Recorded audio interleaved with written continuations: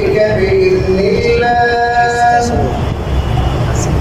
فإنه نزله على قلبك بإذن الله مصدقا لما بين يديه وهدى وبشرى للمؤمنين من كان عدوا لله وملائكته ورسله وجبريل وميكال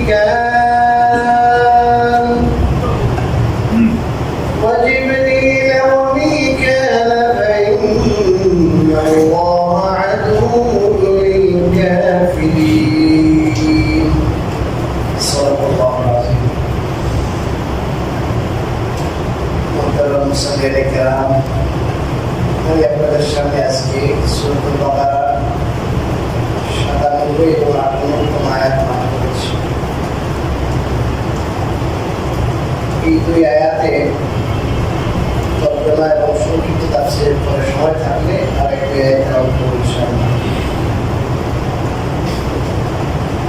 প্রথম আয়াতে আল্লাহ রাব্বুল আলামিন বলেন, হে নবীজি আপনি বলে দিন, মান কানা আদুওয়ান লিজিবরিল, যে ব্যক্তি জিবরিলের দুশমন, ফাইন্নাহু নাযালাহু আলা কলবি, তো জিবরিল তো এই কোরআন নাযিল করেছেন আপনার অন্তরে বিইজনিল্লাহ, আল্লাহর হুকুমে,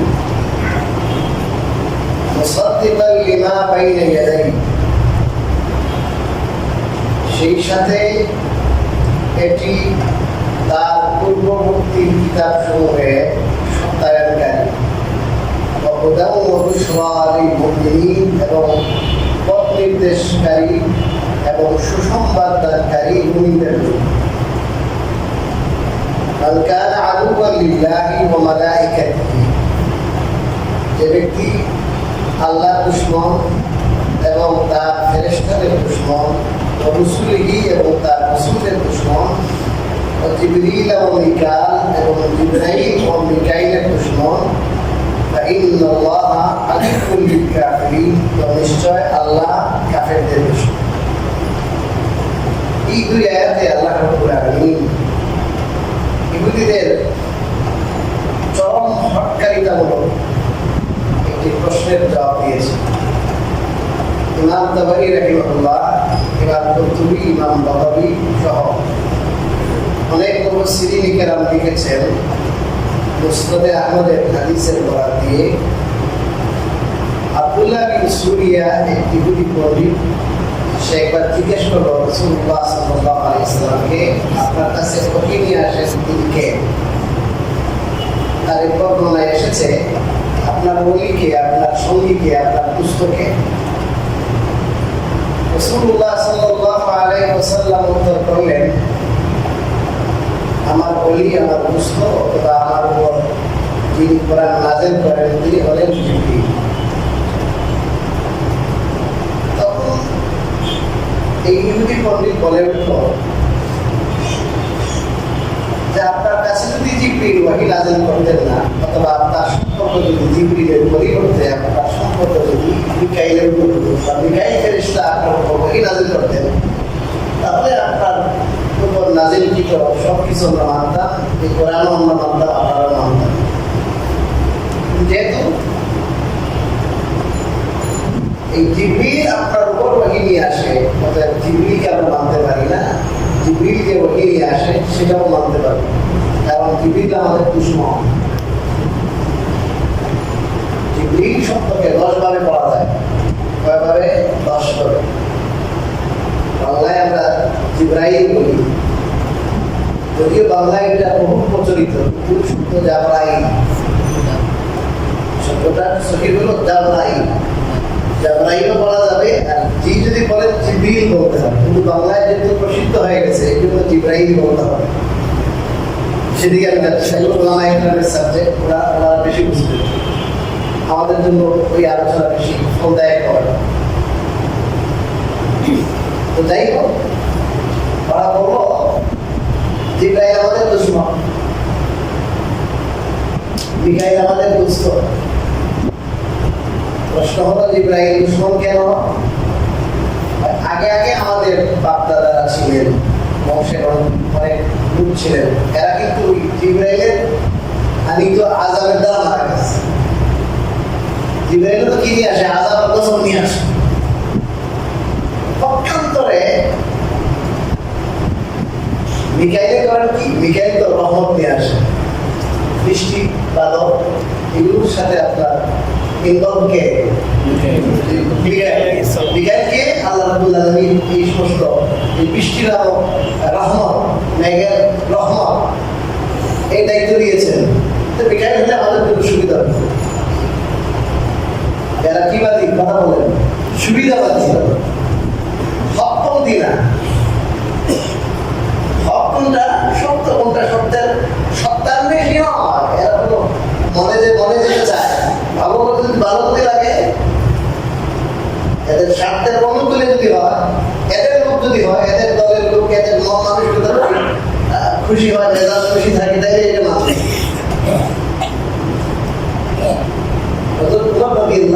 তফসিরে বলবিতেই কথা আছে। সাথে ছিলেন একেবারে বেড়া তো ইহুদি বলতে কদিনই জিবরাইল আর মিকাইল আল্লাহ কোন দিকে থাকে না। এইটা বললে কিন্তু আর একটা বড় এমনি প্রশ্ন আসবে। আপনার প্রশ্ন করবেন না, এটা যেভাবে আছে এভাবেই বুঝে দিন। তোমাদের জিবরাইল ওই লোকে বললো জিবরাইল আল্লাহর ডান দিকে আর মিকাইল আল্লাহর বাম দিকে। আল্লাহ ডানে জিবরাইল, আল্লাহর বামে কি মিকাইল। নিজেই করতেছে ইহুদি পণ্ডিত তো বলেন না, জানা আছে।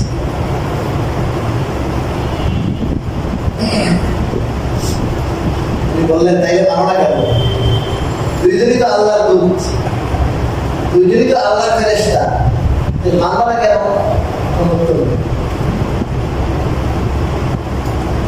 অনেক কম হয়ে গেছে।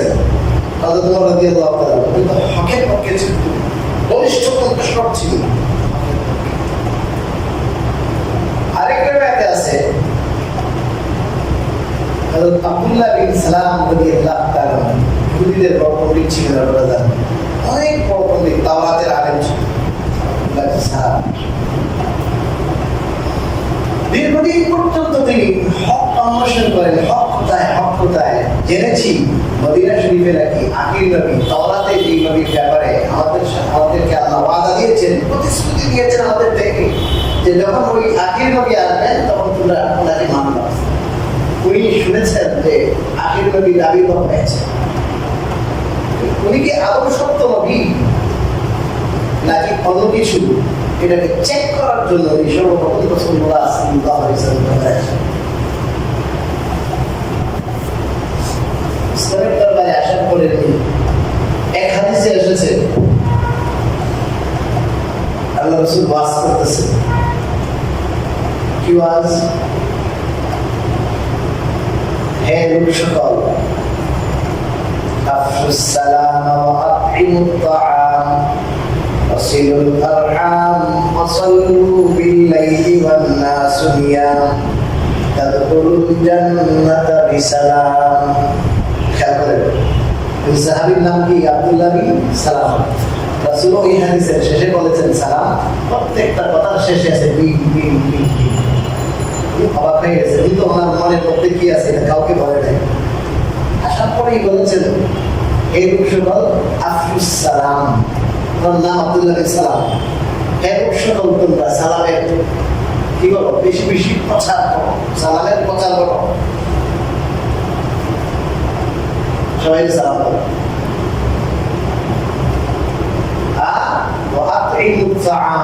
মানুষের খাবার খাওয়া। বুখারী শরীফে আছে আলামান আরাফতা ওয়া লাম তারিফ, এই মুসলমানকে তুমি চিনো, এই মুসলমানকে চিনো না তাকেও সালাম দাও, তাকেও খাওয়াও।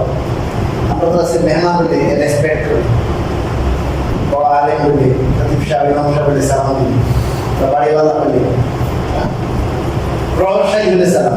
আর রিক্সা ড্রাইভারে প্রচুর যাবি না, কোন জায়গায় যাবি, রিক্সা ড্রাইভারে সালাম দিলে কোনো হবে না, কোনো হবে। এত খুশি হবে যে আল্লাহ আমার একটা কেউ কি বলে সালাম দেন। এই নজরুল মানুষ সালাম দেওয়া সালাম। আমার পাশে এক বাড়িওয়ালা আছে, খুব প্রফেশন, উনি একবারে যারা সারতেছে এদেরকে হাতে ধরে এরকম আলগায় ধরে সালাম দেয়, নামাজে নিয়ে আসে। এবং ভাই আপনি করে কথা বলেন, আপনি দেখলে বুঝবেন না যে এত প্রফেশন। অনেক বড় জিনিস। আলহামদুলিল্লাহ দাওয়াত তবলিগের মাধ্যমে এই হেডন প্রসার হেডন আমি আমি আমি আলহামদুলিল্লাহ অনেকটা এই মানুষের সাথে মিশার কারণে আল্লাহ তাআলা একটা গুণ দিয়েছে। চেষ্টা করবো আমরা এগুলো। 2 নম্বর বলেছেন খাবার খাওয়া, 3 নম্বর বলেছেন সিলুল আরহাম, আত্মীয়তার সম্পর্ক বজায় রাখা, 4 নম্বর বলেছেন সাল্লু বিল লাইলি ওয়ান নাসু নিয়াম, আর রাতে তোমরা এমন অবস্থায় নামাজ পড়ো যখন সমস্ত মানুষ ম্যাক্সিমাম ঘুমে থাকে, মানুষ যখন কি থাকে নিদ্রায় বিভোর থাকে, তখন তোমরা উঠে আল্লাহর দরবারে কান্নাকাটি করো, নামাজ পড়ো, নামাজ পড়ো। এই 4টি কাজ করলে কি হবে? তাদখুলুল জান্নাতা বিসালাম। 4টি কাজ যদি করো তাহলে নিরাপদে নির্বিঘ্নে জান্নাতে প্রবেশ করতে পারবে। এটা শুনেই তো ওনার মনটা কেড়ে গেছে, এমনি বুঝে গেছে না, ঠিক আছে। যে রসুলের কথা শুনেছি, রসুল কি ওকে ওকে ঠিক আছে। তারপর প্রশ্ন করেছেন তিনি, আমি আপনাকে প্রশ্ন করবো 3টি প্রশ্ন। এই 3টি প্রশ্নের উত্তর যদি দিতে পারেন তাহলে বুঝবো আপনি সত্য হবেন। ফার্স্ট কথা আপনি কথা বলবেন, প্রথম কথা, কারণ এই 3 প্রশ্নের উত্তর কোন নবী ছাড়া কেউ দিতে, উনি কিন্তু অনেক বড় মাপের আলেন, কেউ দিতে তাও এই 3টি প্রশ্নের উত্তর দিতে গেলে এই তাফসীর আজকে শেষ হয়ে যাবে। আমি শুধু প্রশ্নগুলো বলবো, উত্তর যদি সম্ভব হয় দর্শকের ইচ্ছা। 1 নম্বর প্রশ্ন হলো আশরাতুস সাআ, আউয়ালু আশরাতিস সাআ, কিয়ামতের অনেকগুলো আলামত আছে। এই পূর্বাভাস, সর্বপ্রথম পূর্বাভাস কোনটি? অনেকগুলো আলামত পূর্বাভাস, এর মধ্যে প্রথম দুটা। 2 নম্বর জান্নাতবাসীদের সর্বপ্রথম খাবার কোনটা? 3 নম্বর যে মানুষের সন্তান হয়, কোনো সময় দেখা যায় যে বাবার কালারে বাবার সাথে সাদৃশ্যপূর্ণ বেশি, তখন কিন্তু মায়ের সাথে কি হয়? অধিক সাদৃশ্যপূর্ণ হয়। এই যে বাবার সাদৃশ্যপূর্ণ হওয়া, মায়ের সাদৃশ্যপূর্ণ, এর কারণটা কি? বাড়ি প্রশ্ন। রাসূলুল্লাহ সাল্লাল্লাহু আলাইহি ওয়াসাল্লাম এই প্রশ্নগুলো করার পরে বলেন যে ইহুদিরা কিন্তু মারাত্মক জাতি, এরা বিদ্বেষপূর্ণ, এদের অন্তরটা বিদ্বেষে ভরা। এই কথা কিন্তু বলেছেন। আমি তো ইহুদিদেরই একজন, এরা তো আমাকে অনেক বড় জানে, ভালো জানে, কিন্তু আমি যদি আপনাকে হক মনে করে মুসলমান হয়ে যাই, আর আমি যদি প্রথমেই এদেরকে জানান দিই আমি কি হয়ে গেছি, দেখবেন আপনি আমার বিরুদ্ধে তারা কতটা অপপ্রচার করে, কিরকম গালিগালাজ করে। ইসলাম উত্তর দিলেন, উত্তর দেওয়ার সাথে সাথে উনি বললেন আশহাদু আন্নাকা রাসূলুল্লাহ, আমি সাক্ষী দিচ্ছি আপনি আল্লাহর কি নবী।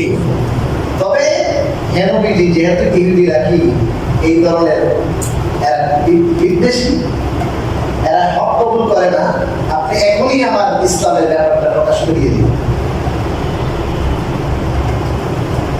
আপনি যে এত জিজ্ঞাসা করেন আব্দুল্লাহ বিন সালাম তোমাদের মাঝে কেমন, আপনি আগে জিজ্ঞাসা করেন রাসূলুল্লাহ সাল্লাল্লাহু আলাইহি ওয়াসাল্লাম ইহুদিদের মাঝে বলেন নাই তোমাদের মাঝে আব্দুল্লাহ বিন সালামের অবস্থানটা কি? তো বলো হিবরুনা ওয়া ইবনু হিবরিনা ওয়া সাইয়্যিদুনা ওয়া ইবনু সাইয়্যিদিনা, আমাদের সবচেয়ে বড় আলেম আর আমাদের সবচেয়ে বড় আলেমের ছেলে। মানে ইনি যে বড় আলেম, বড় পণ্ডিত, শুধু ইনি পণ্ডিত নয়, আর পণ্ডিতের কি তার বাবা পণ্ডিত ছিল। আর সাইয়্যিদুনা উনি আমাদের নেতা, সর্বোচ্চ নেতা, শুধু কি না সর্বোচ্চ নেতা, আর বাবাও নেতা ছিলেন। এক সিঁড়ি উপর থেকে আসতেছে, এমন প্রশংসা। রাসূলুল্লাহ সাল্লাল্লাহু আলাইহি ওয়াসাল্লাম বললেন, আচ্ছা দেখো তোমাদের সর্বোচ্চ নেতা বড় আলেম, তিনি যদি মুসলমান হন, তিনি যদি বলেন আমি রাসূল, তারা বলবো দৌড়া দৌড়া, এটা ঘৃণা করে তারা প্রত্যাখ্যান করবে। রাসূলুল্লাহ সাল্লাল্লাহু আলাইহি ওয়াসাল্লাম বললেন, আব্দুল্লাহ আসো। আব্দুল্লাহ এই সালাম আয়েশা এই সমস্ত পণ্ডিত আপনার এই সমস্ত ইহুদিদের সামনে বললেন যে আমি সাক্ষ্য দিচ্ছি মুহাম্মদ রাসূলুল্লাহ সাল্লাল্লাহু আলাইহি ওয়াসাল্লাম। এই কথা বলার সাথে সাথে কি হয়েছে? তারা বলল ইবনু শাররুনা ওয়া ইবনু শাররিনা, সবচেয়ে নিকৃষ্ট আর সবচেয়ে নিকৃষ্ট মানুষের পোলা। আচ্ছা, একটা কথা হয়ে গেছে।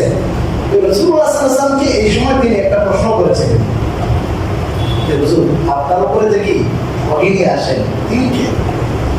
বলেন তিনি তো জিবরিল। তখন উনি বললেন জিবরিল নাম তো এরা শুনতে পারে না, জিবরিলের সাথে এদের বড় আদাওয়াত প্রদর্শন।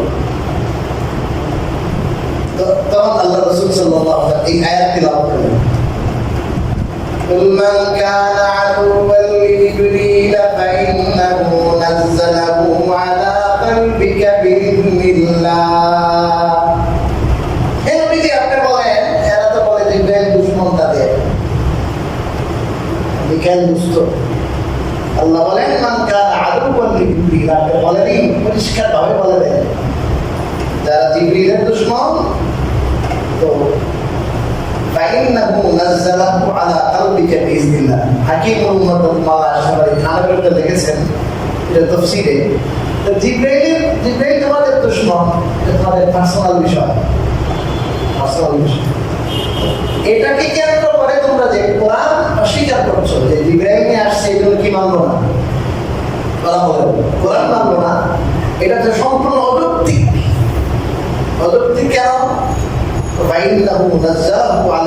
কেন? কারণ জিবরাইল এটা নিজের পকেট থেকে নিয়ে আসেন, মুহাম্মদ রাসূলুল্লাহ সাল্লাল্লাহু আলাইহি ওয়াসাল্লামের উপর কোরআন নাযিল করেন জিবরাইল, এটা তার পকেট থেকে নয়, ব্যক্তিগত নয়। আল্লাহ বলেন আলা কালবিকা, আপনার কলবে, আপনার অন্তরে সেটা নাযিল করেন, অবতীর্ণ করেন আল্লাহর হুকুমে। কার হুকুমে? আল্লাহর হুকুমে। অতএব এই দুধ পাত্র, কি মাত্র বলেন? দুধ। কার দুধ? আল্লাহর দুধ। যদি দুধ হয়ে থাকেন আল্লাহ, তাহলে মানতে সমস্যা কোথায়? কেউ যদি দুধ হয়, দুধের মধ্যে দুইটা গুণ থাকা লাগে। একটা গুণ হলো এই দুধ সত্যিকার হইতে হবে, সত্যবাদী, ন্যায়পরায়ণ হতে হবে। 2 নম্বর হলো আচ্ছা ন্যায়পরায়ণ আমানতদার হতে হবে, আমানতদার। 2 নম্বর হলো ওনাকে ওই লোকে পাঠাইতে হবে, যার দুধ ওই লোকে ওনাকে কি করতে হবে? পাঠাতে হবে, নিজের থেকে এসে বললে হবে। তাহলে এই জিবরাইল ওনার মধ্যে দুইটা গুণই আছে, উনি আমানতদার, উনি কোনো খেয়ালত করেন নাই, আর ওনাকে আল্লাহ কেউ বলছে পাঠাইছে। এই যে বলতেছেন ফাইন্নাহু নাযালাহু আলা কলবি বিইذنিল্লাহ, আল্লাহর হুকুমে, উনি নিজের থেকে আসে না। একবার রাসূলুল্লাহ জিবরিলকে বললেন যে এতদিন পরে আপনি আইলেন না, অনেক দেরি হইল, খুব দ্রুত সাক্ষাৎ করেন, এখন দেখা যায় অনেক মিস করবেন। তো ভাই আমি তো মিস করি, আসলে আমার আশা আমার না আসা এটা নির্ভর করে কারো করি। আল্লাহ যখন আমাকে বলেন তখনই আসি, আল্লাহ হুকুম ছাড়া তো কি আমি আসতে পারি? আপনি যে বলেন যে আগে আমি তো বেশি আসতে হবে, এখন একটু কম আসতেছি, এটা তো আল্লাহর হুকুম। আল্লাহ বলেন তোমরা তো জিবরিলকে দুশমন ভেবে কোরআনকে অস্বীকার করতে পারবে না, কারণ কোরআন তো জিবরাইল কি করেন? আমার হুকুমে কি করেন? 2 নম্বর কথা বলো। আর এই কোরআন তো এমন কিছু না যে তোমাদের কিতাবে যা আছে এটার সাথে কোনো বিরোধ আছে। তোমাদের কিতাবে তাওরাতে যা আছে এটার সাথে কোনো তো কি নেই, ওই বিরোধ নাই, কোনো বিরোধ নাই। তাহলে মামলা কেন? আল্লাহ বলেন মুসাদ্দিকাল লিমা বাইনা ইয়াদাইহি, পূর্ববর্তী যে কিতাব যেমন তাদের কাছে আছে তাওরাত, এই তাওরাতকে সত্যায়নকারী, তাওরাতের যে বুনিয়াদী বিষয়, মৌলিক যে তাওহীদের বিষয়গুলো আছে, মৌলিক যে শিক্ষাগুলো আছে, এগুলো কোরআনে আছে, আর এক্সট্রা আছে, ওটাকে আরো মডিফাই করে দেওয়া হচ্ছে। وهدى وبشرى للمؤمنين। এই কোরআন হুদা, দুনিয়া এবং আখিরাতে। দুনিয়া এবং আখিরাতে মুমিনদের জন্য এটা কি করে? পথ নির্দেশ করে, সঠিক রাস্তা দেখায়। আঁকাবাঁকা পথ, ওইটা থেকে মানুষকে ফিরাইয়া মানুষকে সরল সোজা পথ দেখায়। এবং এটা বুশরা, সুসংবাদ দেয়, যারা এই সরল পথে চলবে তাদের জন্য কি রয়েছে, কি কি নিয়ামত আছে, এই সবগুলোর বর্ণনা ডিটেলস আছে এই কোরআনে। তাই এটাকে মানলে তো লাভ হবে। এখান থেকে একটা মানুষ সেই পাহাড়ি এলাকায় খাগড়াছড়ি যাবে, তাকে যদি সম্পূর্ণ ডিটেলস দেওয়া হয়, কোথায় হোটেল বিরতি হবে, আপনার কোথায় যেতে হবে, কোন দিকে যেতে, রান বা সব কিছু যদি ডিটেলস বিস্তারিত দিয়ে দেওয়া হয়, গাইডলাইন দেওয়া হয়, তাহলে তার জন্য তো ভালোই হবে। তুমি যাইবা, লাইটও নাও, লাইট আছে, গাইডলাইন আছে, গাইডও করবো, একবারে গন্তব্যে পৌঁছানোর জন্য যা যা লাগে সবই ব্যবস্থা করবো। তারপর তো যেটা লাগবে না, এটা ছেড়ে ফেলে দেবো, এটা বন্ধ করবো। আল্লাহ রাব্বুল আলামিন বলেন, এই কোরআনের সিফাতুল হুদা, এটা হেদায়েতকারী, এটা পথ নির্দেশ। এই কোরআনের সিফাতুল বুশরা, এটা সুসংবাদ দানকারী। এটা কিন্তু না মানার কোনো কারণ নাই। প্রশ্ন হলো যে এর সাথে দুশমনী রাখা কেন? মিকাইল দুষ্ট আর জিবরাইল দুশমন, একটা প্রশ্ন। আল্লাহ রাব্বুল আলামিন বলেন যে এই জিবরাইল তোমাদের দুশমন আর মিকাইল দুষ্ট, এটা হতে পারে না। আর জিবরাইলের সাথে যে তোমাদের দুশমনী, এটার ফলাফল কি? আল্লাহ ইয়াতে বলেন, মান কানা আদুওয়ান লিল্লাহি ওয়া মালাইকাতিহি ওয়া রুসুলিহি ওয়া জিবরিল ওয়া মিকাল। আল্লাহ বলেন, যে ব্যক্তি আল্লাহর দুশমন, ফেরেশতাদের দুশমন এবং তার রাসূলদের দুশমন, বিশেষভাবে যেহেতু জিবরাইল আর মিকাইল এই দুইজনের কথা আসছে শানে নজুলে, এই জন্য ফেরেশতাদের উল্লেখের পরে বিশেষভাবে ফেরেশতাদের দুইজন জিবরাইল এবং মিকাইলের কথা বলেছেন। এই জিবরাইল এবং মিকাইলের দুশমন, তো ফাইন্নাল্লাহ আদুউল লিল কাফিরিন, তো আল্লাহ রাব্বুল আলামিন কাফেরদের দুশমন। এখানে বুঝার বিষয় হলো যে আল্লাহ, ফেরেশতা, রাসূল, জিবরাইল, মিকাইলের দুশমন হওয়ার অর্থ কি? মুফাসসিরিন কেরাম লিখেছেন, ইমাম কুরতুবী লিখেছেন যে আল্লাহর দুশমন হওয়ার অর্থ হলো আল্লাহর অবাধ্য হওয়া, আল্লাহর হুকুম আহকাম না মানা, এটা হলো আল্লাহর সাথে দুশমন। তো এরা যে জিবরাইল আলাইহিস সালামকে তাদের দুশমন ভাবে, আল্লাহ রাব্বুল আলামিন বলেন, ফাইন্নাল্লাহ আদুউল লিল কাফিরিন, আল্লাহ রাব্বুল আলামিন কাফেরদের দুশমন। জিবরাইলকে কেউ যদি দুশমন ভাবে, এটা অ্যাটাক করে কাকে জায়গা? আল্লাহ। কারণ ইনি তো নিজস্ব কোনো ক্ষমতা বলে নিজের হুকুমে আল্লাহ রাসূলের কাছে আসেন না, আল্লাহর আদেশ ক্রমে আসে। মিকাইল যেমন আল্লাহর আদেশ ক্রমে তার দায়িত্ব পালন করে, ঠিক একই আল্লাহর নির্দেশে একমাত্র তিনি নাযিল হন, আর কারো নির্দেশে না। তাহলে যদি কেউ কি বলে যে আমি জিবরাইলকে ভালোবাসি না, জিবরাইল আমার দুশমন আর মিকাইল আমার দুশমন, এই ভুল কথা, মিথ্যা কথা। কারণ মূল জায়গা আল্লাহ। তো আল্লাহ রাব্বুল আলামিন যখন জিবরাইলকে পাঠান, অর্থাৎ কেউ যদি বলে জিবরাইল আমার দুশমন, অর্থাৎ যে আল্লাহ তারা কি করছেন, পাঠাইছেন, ওই আল্লাহর সাথে দুশমনী হলো। যেমনটা আমরা বলি না যে ওলামায়ে কেরাম, অনেকেই ওলামায়ে কেরামকে দুশমন ভাবে। বর্তমান সমাজে হুজুর, আমাদের যে বর্তমান সমাজে যা আছে পরিস্থিতি, যে আজিগুলো করিয়ে লাগিয়েছে, জান্নাতের কথা বলবেন, জাহান্নামের কথা বলবেন, জাহান্নামের আলোচনা করবেন, জান্নাতের আলোচনা করবেন, মা বাবার হক সম্পর্কে তুলে ধরবেন, এই রাষ্ট্র সম্পর্কে কিছু পেয়ে না, বর্তমান অবস্থা সম্পর্কে কিছু পেয়ে না। হুজুর আমার যদি একটু বিপক্ষে হয়, তাহলে বিপক্ষে হয়, আপনার যে কোনো আপনার মতের উল্টা হয়, এটা নেবে না। কোরআন দিয়ে বললেও নেবে না, হাদিস দিয়ে বললেও নেবে না। এটা হলো ইহুদিদের রাস্তা দিতে। মুসলমানদের খাসলত হলো তাওআন ওয়া কারহান, কোরআনের ভাষা। তাওআন মানে মনে চাইলে, মনে না চাইলেও আল্লাহ আল্লাহ রাসূলের হুকুমের সাথে মানা হবে। আমার মতের বিপরীতে হোক, মতের পক্ষে হোক, আমার মনে চা, আমার মনে না চা, আমার মতের পক্ষে হোক, মনের বিপরীতে হোক, আল্লাহ বলেছেন এটা ইসলাম। আমাদের ইসলাম তো মানে সহজ হয়ে গেছে, সবাই মুসলমান, শুধু নাগরিক আপনার সার্টিফিকেটে কি আছে আমাদের ইসলাম। আইডি কার্ডে ইসলামের কাজ হবে না, মনে রাখবে। যতদিন পর্যন্ত আল্লাহ যাবতীয় বিধানকে অন্তর থেকে মেনে নিতে না পারলাম, ততদিন পর্যন্ত মুসলমান হওয়া যাবে। এত সহজ না। মুসলমান শব্দের অর্থই হলো আত্মসমর্পণ। আত্মাকে সমর্পণ করতে হবে। হুজুর এটা বলবেন না, ওইটা বলবেন। আপনাদেরকে আমি অত্যন্ত দিল থেকে দোয়া করি, দিল থেকে দোয়া করি। বাস্তব কথা, যে হক কথা আপনারা বলতে আমাদেরকে বলেন, উৎসাহিত করেন, হুজুর হক বলিয়ে। এই কথা আপনাদেরকে আমি দিল থেকে দোয়া করি। কোরআন হাদিসের কথা যদি আমরা বলতে না পারি, আল্লাহ রাসূলের কথা যদি বলতে না পারি, আমার মতের বিপক্ষে চলে গেল, আমার দলের বিপক্ষে চলে গেল, কেন? এটা আমি মুসলমান হিসাবে আমাকে মেনে নিতে হবে।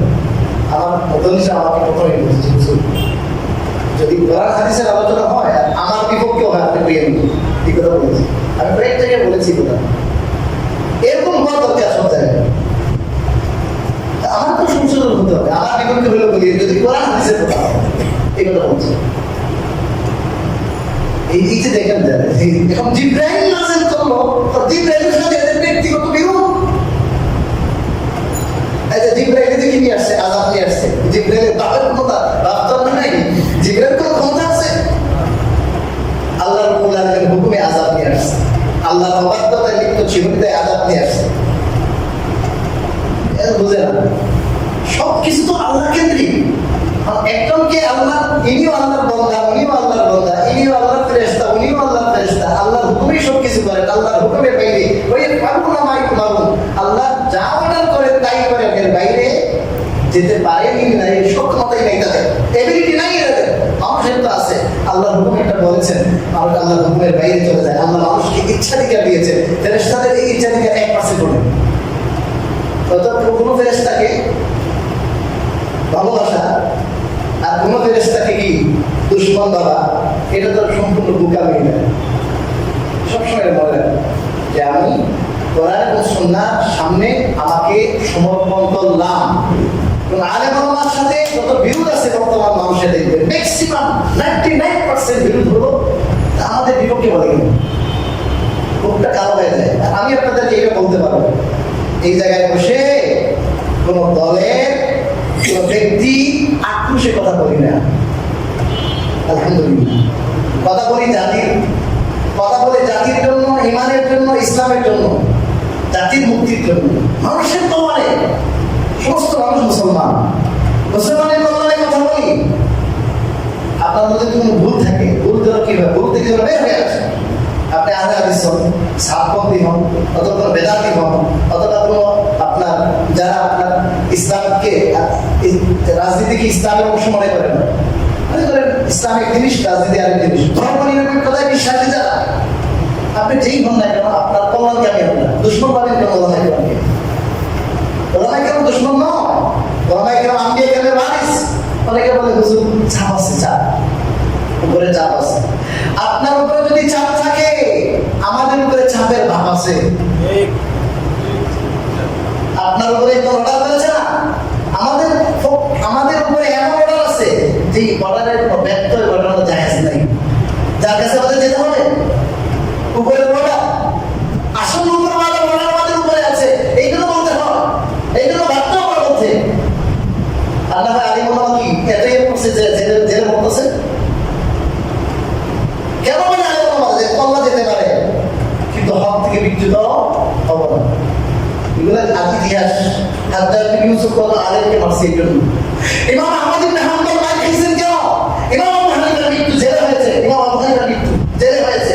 জালেম বাদশা বিষ খাওয়াইছে, জেলে হয়েছে। জেলখানায় ওনার দরজ ছিল, জেলখানায়।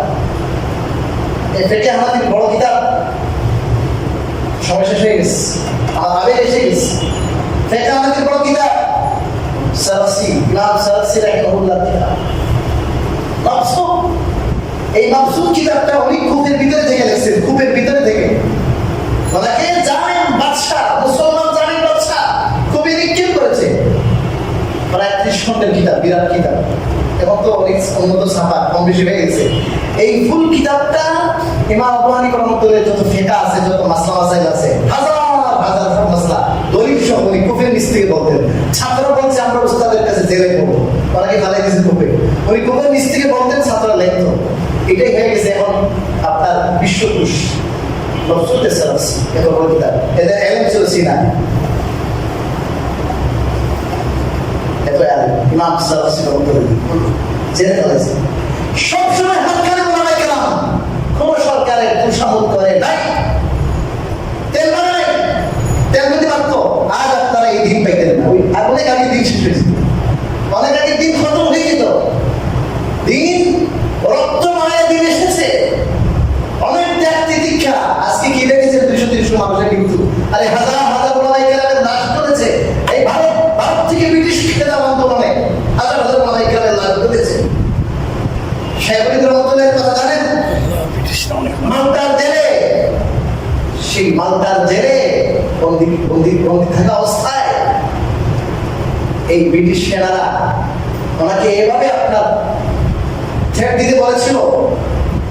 এই সরকার ওনাকে বলেছিল ওনাকে সেক দেওয়ার জন্য, আগুনের সেক গরম করে ওনার কমরে দেওয়া হলো। কমরে যখন ওনার জানাজা দেওয়া হলো, জানাজা দেওয়ার আগে তো গোসল দেওয়া লাগে, যখন ওনার কাপড়টা সরানো হলো, অবাক হয়ে গেছে সবাই, বিস্মিত হয়ে গেছে, স্তম্ভিত হয়ে গেছে। ঘটনা কি আমরা কোনদিন জানলাম না। শাইখুল হিন্দ রহমতুল্লাহি আলাইহি ওনার কবরটা খাব্বাব রাদিয়াল্লাহু তাআলার মতো হয়ে গেছে, জানতে পারলাম না কোনদিন।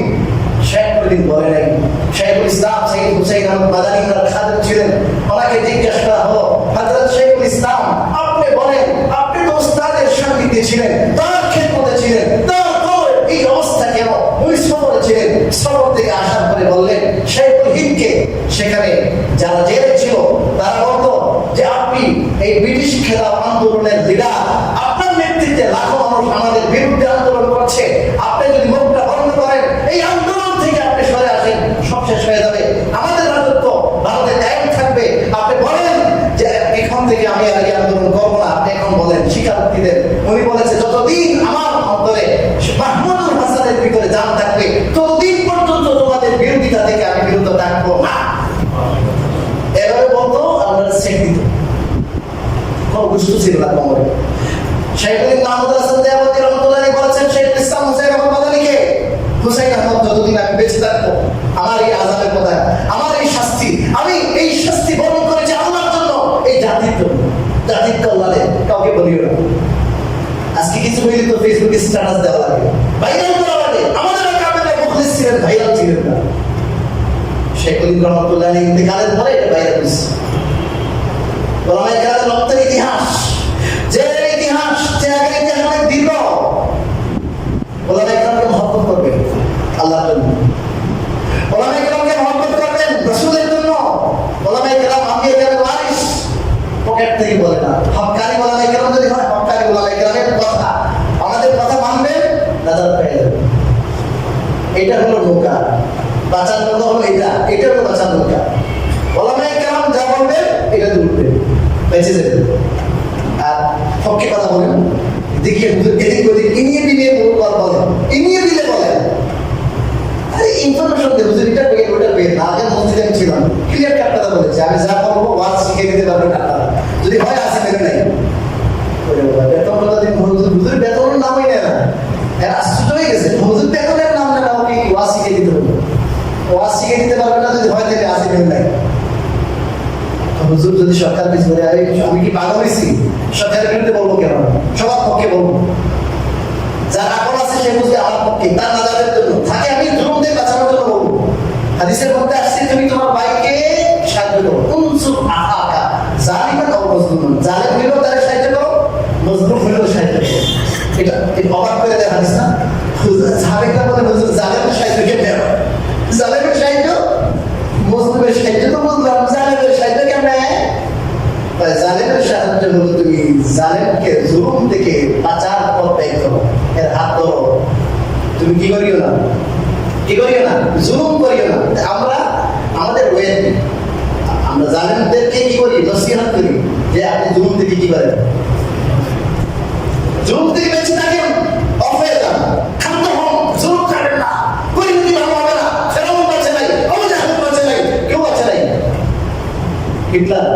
হিটলারের পরিণতি কি হয়েছে? এই দুনিয়াতে কোনো জালেমের হক হয়নি, আপনার হবে না। এটা বলার পর এটা বলা আপনার হিত কামনা করছে, আপনার কল্যাণ কামনা করতেছে। আমরা কারো বিরোধী নই, কেন বিরোধী কথা বলবো আমরা? আল্লাহ রাব্বুল আলামিন আমাদের এই কথাগুলো বুঝার আমি